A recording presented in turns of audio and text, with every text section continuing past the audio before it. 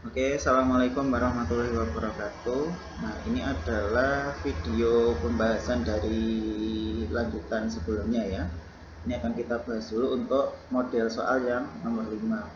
Nah, pada model soal nomor 5 ini akan berbeda penyelesaiannya dari soal-soal yang kita pelajari sebelumnya. Ini karena ini menggunakan persamaan trigonometri nantinya ya. Tapi kita nanti akan coba review sedikit-sedikit ya mengenai persamaan trigonometri yang relevan untuk digunakan pada soal nomor 5 ini. Kita bahas dulu. Diketahui fx sama dengan negatif 2 cos x. Nah, nilai x yang memenuhi fx ditambah f aksen x sama dengan akar 2 untuk 0 derajat kurang dari sama dengan x kurang dari sama dengan 180 derajat adalah. Nah, kalau kita perhatikan ini kan ada suatu interval yang diketahui ya. Ini nanti berarti menjadi batasan nilai x-nya ya. Ini adalah interval. Nah, kalau dalam buku lain ada yang juga mengatakan ini adalah domain, tapi sebenarnya maksudnya sama saja. Di intervalnya 0 kurang dari sama dengan x kurang dari sama dengan 180 derajat, jadi berada di sekitar sini nanti nilai x-nya. Nah, langkah yang pertama kita harus menentukan unsur yang belum diketahui di sini, yaitu adalah f aksen x-nya. Ini harus kita tentukan dulu. Oke, kita tulis semuanya. Ini nilai dari fx itu adalah sama dengan negatif 2 cos x. Nah, ini kita akan menentukan turunan pertamanya dulu. Berarti menjadi f aksen x itu sama dengan cos tadi turunan pertamanya adalah min sin ya. Jadi negatif sin x ya. Nanti itu bisa kita ubah. Jadi nilainya menjadi berapa kira-kira? Ini negatif 2, kemudian ini kita kalikan dengan min sin x. Selanjutnya dari sini tinggal kita kalikan saja teman-teman. Nah, ini kan menjadi berapa ini? Negatif 2 kali negatif 1 sama dengan 2, 2 dikali sin x sama dengan 2 sin x. Setelah itu, dari tahapan ini kita akan langsung substitusikan ke dalam soal. Ini ya, berarti saya substitusikan dulu menjadi fx ditambah f aksen x. Nah, ini nilainya sama dengan akar 2. Kita substitusikan langsung negatif 2 cos x, kemudian di ini kan plus ya, berarti plus 2 sin x itu nilainya sama dengan akar 2. Nah, teman-teman, sebenarnya kita nanti akan menggunakan salah satu bentuk identitas ya di sini. Nah, identitas yang mana yang akan kita gunakan? Jadi, misalnya di ruas kiri itu kan ada bentuk cos ditambah sin ya di sini. Untuk itu yang akan kita ubah menjadi identitas yang lain.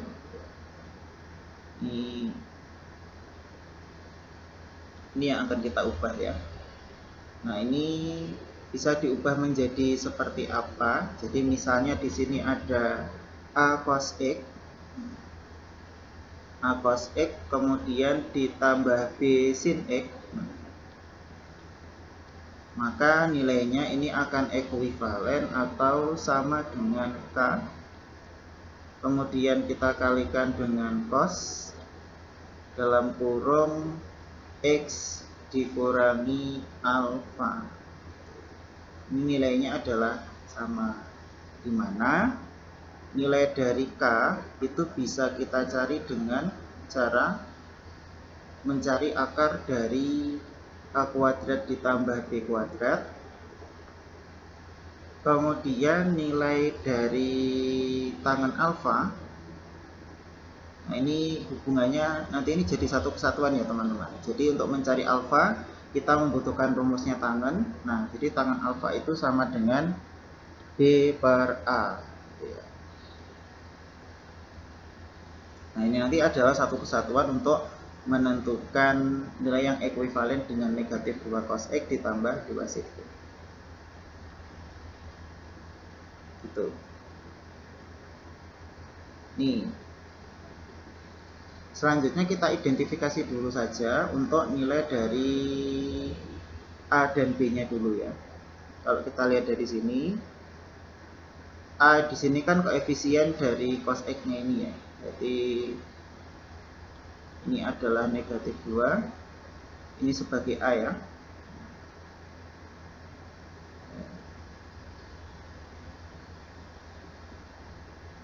A sama dengan negatif 2. Kemudian kita tentukan nilai dari B-nya dulu. Nah, di sini B itu ternyata sama dengan 2. Selanjutnya yang pertama kita tentukan nilai dari K dulu di sini. Biar enak nanti ya. Kita tentukan dulu, berarti K sama dengan akar dari A kuadrat ditambah B kuadrat. Ini berarti sama dengan akar negatif 2 kuadrat kemudian ditambah 2 kuadrat. Negatif 2 kuadrat itu kan sama dengan 4 ya. 4 kemudian ditambah 2 kuadrat, ini juga sama dengan 4. Ini karena ada 2 kali 4 ya, 2 kali 4 nya ini berarti nanti bisa ditulis lagi menjadi 2 dikali 4. Akarnya 4 ini kan sama dengan 2 ya teman-teman, dan akar di dalam sini tidak bisa keluar, jadi sehingga nilainya menjadi 2 akar 2. Itu adalah nilai dari K. Nah, sekarang kita akan coba untuk menentukan nilai dari tangen alfanya ya. Ini berarti tangen alfa itu sama dengan B-nya tadi adalah 2 dibagi negatif 2. Berarti tangen alfa itu sama dengan negatif 1. Kira-kira ini nanti untuk mencari alfanya gimana? Kita bisa menggunakan arkes ya teman-teman. Ini berarti alfa itu sama dengan arkes tangen berapa ini? Arkes tangen negatif 1 gitu. Kita bisa menggunakan konsep ini. Nah, kemudian nilai tangen berapa yang nilainya itu adalah negatif 1 begitu kan? Ini otomatis kalau dilihat dari konsepnya kuadran, ini kan dia berada pada kuadran 2 pastinya ya. Kalau teman-teman bingung menggunakan arkes, teman-teman bisa menggunakan persamaan trigonometri biasa.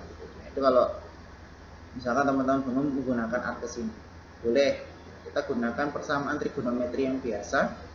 Nah, tangen itu akan bernilai negatif ketika dia berada di kuadran 2 ataupun di kuadran 4, gitu kan? Tapi kita di sini ambil yang kuadran 2 saja ya. Ini berarti kita ambil yang kuadran 2, nanti kan menjadi tangen alfa berarti sama dengan tangen. Nah, di kuadran 2 itu kan 180 min alfa. Ini bisa diubah menjadi 180. Ini kita kurangi berapa ya? Yang bernilai 1 itu kan tangen 45 ya. Berarti di sini kita kurangi 45 derajat. Itu. Nah, atau bentuk ini bisa kita tulis menjadi tangen alfa itu sama dengan tangen 135 derajat. Itu ya. Ini berdasarkan persamaan trigonometri ya. Maka persamaan trigonometri yang memenuhi bagaimana? Ini nanti bisa kita tulis menjadi berapa kira-kira? X sama dengan, ini kita sebut sebagai alfa ya. Berarti alfa itu sama dengan, atau langsung saja juga boleh ini teman-teman. Tidak usah pakai persamaan trigonometri yang ribet itu. Kita pokoknya sudah tahu nilai alfanya itu sudah cukup. Jadi pastilah nilai dari alfa ini sama dengan 135 derajat. Kita ambil alfanya yang ini saja. Nanti teman-teman bisa cek dengan menggunakan kalkulator ya untuk penyelesaiannya ini. Nah, kemudian sekarang untuk bagian yang berada di ruas kiri ini kita ubah berdasarkan rumusnya tadi adalah K dikali cos X dikurangi alfa. Ini alfa dan nilai K nya itu sudah ketemu. Oke. Tinggal kita substitusikan di ruas kirinya tadi. Oke. Ini berarti substitusi nanti menjadi K-nya tadi 2 akar 2, kemudian dikalikan cos X. Nah, cos X dikurangi 135 derajat, itu berarti nilainya sama dengan akar 2. Ini kedua ruas kita bagi 2 akar 2 ya. Nanti menjadi cos X dikurangi 135 derajat sama dengan akar 2. Ini kita bagi dengan 2 akar 2. Nah, ini karena sama-sama punya akar, berarti akarnya bisa kita kanselasi, gitu ya. Kita kanselasi saja. Berarti bisa ditulis menjadi berapa ini teman-teman? Cos X dikurangi 135 derajat itu sama dengan setengah. Nah, sekarang kita cari nih, cos yang bernilai setengah itu berapa kira-kira?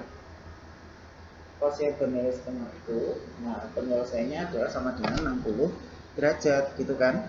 Berarti ruas kanannya bisa diubah menjadi 60 derajat. Gitu. Berarti ini kan menjadi cos X dikurangi 135 derajat. Ini sama dengan berapa ini? Ini sama dengan cos 60 derajat. Kemudian ini nanti akan kita selesaikan dengan menggunakan persamaan trigonometri ya. Untuk cos.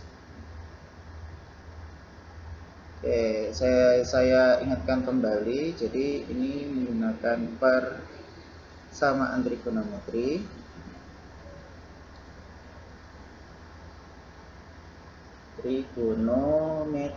Nah, persamaannya mana teman-teman? Jadi persamaannya adalah ketika di sini ada cos X itu sama dengan cos alpha, maka dia nanti ada dua kemungkinan ya untuk penyelesaiannya. Nah, penyelesaian yang pertama nanti adalah X sama dengan negatif alpha ditambah K, ini kita kalikan dengan 360 derajat, begitu. Nah, terus kemudian ini kita penyelesaian yang kedua gimana? Nah, jadi untuk penyelesaian yang kedua itu nanti adalah X sama dengan alfa ditambah K dikali 360 derajat. Gitu ya. Ini untuk persamaan trigonometri, tapi kali ini kita hanya akan menggunakan yang bagian cos. Ini kita selesaikan aja. Berarti untuk kemungkinan pertamanya itu berapa kira-kira? Ini kemungkinan yang pertama ya. Kemungkinannya nanti adalah X dikurangi 135 derajat, gitu kan, sama dengan ini yang min dulu, berarti min 60 derajat, kemudian dikalikan K, kita kalikan 360 derajat. Ini kita selesaikan, berarti kan menjadi X sama dengan negatif 60 derajat ditambah 135 derajat, kemudian ditambah K, ini kita kalikan 360 derajat. Ini 135 dikurangi 60. Nah, ini kan berarti sama dengan 75 derajat ya teman-teman. Berarti X sama dengan 75 derajat, kemudian ditambah K dikali 360 derajat. Nah, kalau kita lihat dari intervalnya tadi, ini kan intervalnya dari X itu harus berada di antara mulai dari 0 sampai dengan 180. Ya, ini 0 dan 180-nya ikut kehitung. pada interval ini. Tapi ini nanti kan harus diuji nilaikannya gitu. Mulai dari 0, mulai dari 1 dan seterusnya. Kalau kita lihat dari sini, ini nanti nilai K yang memenuhi itu hanya ketika K-nya sama dengan 0 gitu. Kenapa? Kalau kita substitusikan 360 dikali 0 itu kan berarti 0. 0 tambah 75 itu sama dengan 75. Kan berada pada intervalnya ini. Jadi berada pada daerahnya ini gitu. Ini bisa kita detailkan prosesnya. Berarti untuk K sama dengan 0 itu nanti menjadi X sama dengan 75 derajat itu kan, kemudian ditambah 0 ini kita kalikan 360 derajat. Ini yang belakang itu hasilnya adalah 0, berarti berapa ini? 0 derajat tambah 75 derajat berarti X nya sama dengan 75 derajat itu. Ini karena masih berada pada domainnya ini, pada interval ini, berarti ini memenuhi gitu. Dan apakah kita harus menguji K sama dengan 1? Tidak, karena K sama dengan 1 itu jelas tidak memenuhi. Kalau seperti itu berarti kita bisa beralih pada kemungkinan yang kedua. Ini kita selesaikan dulu. Berarti kan ini X nya itu sama dengan negatif 135 derajat. Kita hapus dulu. Nah. Oke, kita tulis lagi. X dikurangi 135 derajat itu sama dengan 60 derajat itu ya, ditambah K. Ini kita kalikan 360 derajat. Nah, ini kita selesaikan lagi menjadi X sama dengan 135 derajat.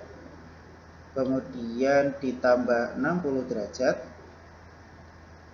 Ditambah K. Ini dikali 360 derajat.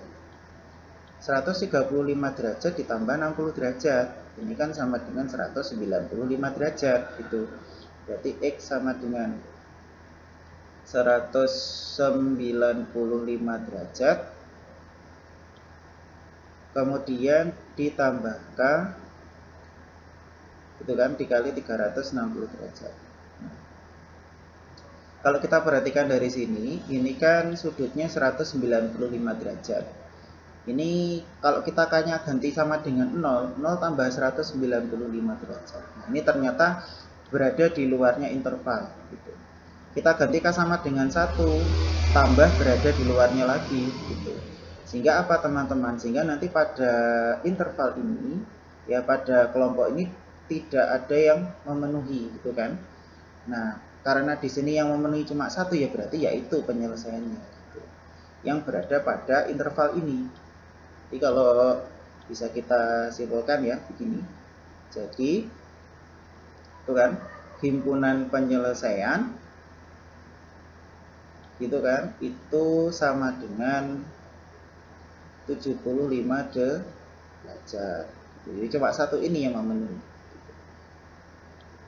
Itu ya, yang merupakan nilai dari X yang ditanyakan tadi.